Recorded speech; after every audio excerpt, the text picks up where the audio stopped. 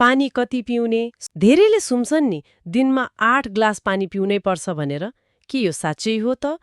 पानी पर्याप्त पिउँदा फाइदा चाहिँ के हुन् त? मतलब शरीरलाई कसरी राम्रो गर्छ यसले? नमस्कार, पानी कति पिउने सुन्दा सामान्य लाग्छ हैन? तर यो निकै महत्त्वपूर्ण प्रश्न हो। एकदमै। आज हामी डाक्टर सुरभिको स्वास्थ्य सम्बन्धी अन्तर्वार्तालाई आधार मानेर यही विषयमा अलिकति गहिरिएर कुरा गर्दैछौँ। हो। हाम्रो लक्ष्य चाहिँ पानीको सही मात्रा, यसका फाइदा अनि धेरै वा थोरै पिउँदा के हुन्छ, कसरी पिउने, यसबारे प्रष्ट हुनु हो। ठिक हो। धेरैले सुन्छन् नि दिनमा 8 ग्लास पानी पिउनै पर्छ भनेर। के यो साँच्चै हो त? कि प्यास लागेपछि पिए पुग्छ? यो 8 ग्लासको कुरा एकदमै चल्तीमा छ हैन? हो नि। कतिले त पानी पिउनै बिर्सिनुहुन्छ। यसले के असर गर्ला? ल यसबारे कुरा गरौँ न त। अवश्य। कति पानी चाहिन्छ भन्ने कुरा नि यो एकदमै व्यक्तिगत हुन्छ। ए कसरी? व्यक्तिको उमेर, तौल, कतिको शारीरिक काम गर्छ, मौसम कस्तो छ हैन, पसिना कति आउँछ, यस्ता धेरै कुरामा भर पर्छ। सामान्यतया भन्दा एकजना वयस्कलाई दिनमा लगभग 2.5 देखि 3.5 लिटर जति तरल पदार्थ चाहिन्छ। 3.5 लिटर? त्यो त धेरै भएन र? तर त्यो सबै पानी नै हुनुपर्छ भन्ने होइन। हामीले खाने खानाबाट पनि त आउँछ नि।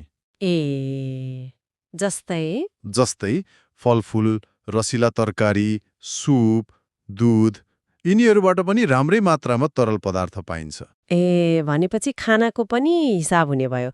तर त्यो 8 ग्लास पानीको नियम चाहिँ त्यो के हो त खासमा? 8 ग्लास मतलब करिब 2 लिटर पानी।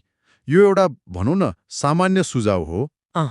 सबैलाई ठ्याक्कै यति नै चाहिन्छ भन्ने ग्यारेन्टी चाहिँ छैन। तर जसलाई कति पिउने भन्ने अनुमान छैन नि, उहाँहरूको लागि यो एउटा सजिलो सुरुवात हुन सक्छ। ठीक। खासमा त गर्मीमा वा धेरै एक्सर्साइज गर्दा त पक्कै बढी चाहिन्छ। शरीरको आवश्यकता बुझ्नु चाहिँ महत्त्वपूर्ण कुरा हो। ओके। त्यसो भए पानी पर्याप्त पिउँदा फाइदा चाहिँ के हुन् त? मतलब शरीरलाई कसरी राम्रो गर्छ यसले? ओहो, फाइदा त धेरै छन्। पहिलो कुरा, शरीरको तापक्रम। पानीले यसलाई ठिक्क राख्न मद्दत गर्छ। अनि छालालाई स्वस्थ चम्किलो बनाउन पनि पानी चाहिन्छ। कोषहरूलाई हाइड्रेटेड राख्छ नि त। अनि किडनीको काम, रगत सफा गर्ने, नचाहिने कुरा पिसाबबाट फाल्ने, यसमा पानीको भूमिका एकदमै ठूलो छ। हो त नि। पाचन प्रणालीलाई पनि सहयोग गर्छ। खाना पचाउन, कब्जियत हुन नदिन पानी चाहिन्छ। हो, कब्जियतको समस्या त बेरैलाई हुन्छ।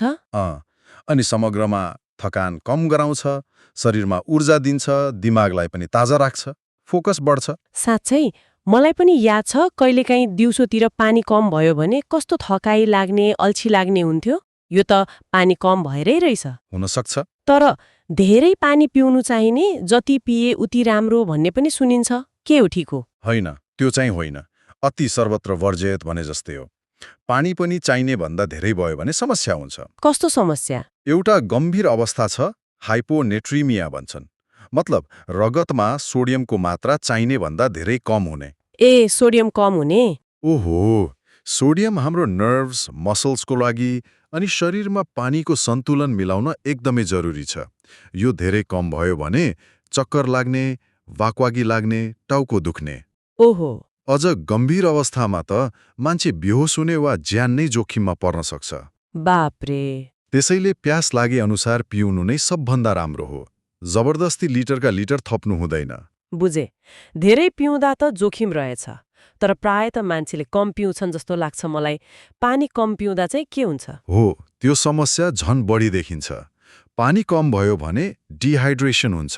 डिहाइड्रेसन? यसको पहिलो लक्षण नै थकान लाग्नु हो।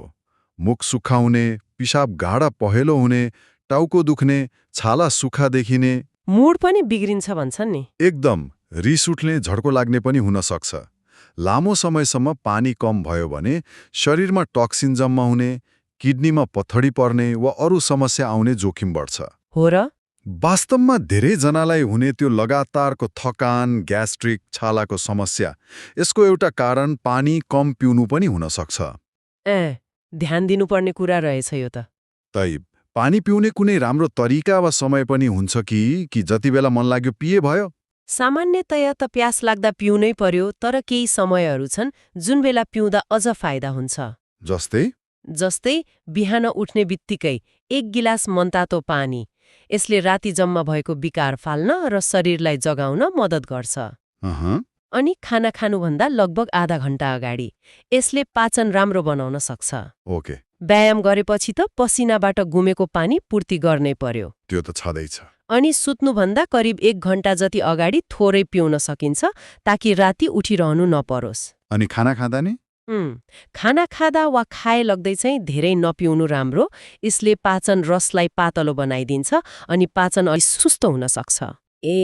मैले त खानासँगै मजाले पिउँथेँ, अब विचार गर्नु पर्ला।